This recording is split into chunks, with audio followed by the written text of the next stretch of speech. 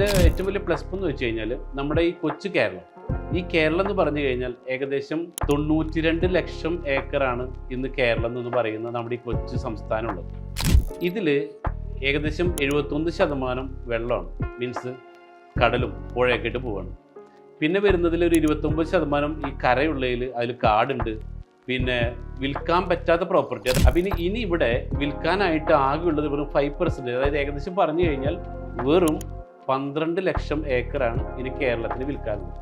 അപ്പോൾ അതുകൊണ്ട് തന്നെ ഇന്ന് നമ്മളൊരു സെൻറ്റിന് ഞങ്ങൾ ചെയ്യണമെന്ന് വെച്ചാൽ 5 സെൻറ്റിന് 10 മുതൽ 15 ലക്ഷം രൂപയ്ക്കാണ് ഇത് വിൽക്കുന്നത്. ഓക്കെ, പക്ഷേ ഒരു 10 വർഷം കഴിഞ്ഞാൽ നമുക്കറിയാം ജനസംഖ്യ കൂടിക്കൊണ്ടിരിക്കുകയാണ്, പക്ഷെ അതേസമയം വിൽക്കാനുള്ള ഭൂമി കുറഞ്ഞുകൊണ്ടിരിക്കുകയാണ്. അപ്പോൾ ഈ അവസ്ഥയിൽ നമ്മൾ കാണാൻ പറ്റുന്ന ഒരു വലിയൊരു സാധ്യത ഇവിടെ സെൻറ്റ് മാറി സ്ക്വയർ ഫീറ്റിലേക്ക് വരാൻ വേണ്ടി പോണ ഭൂമി.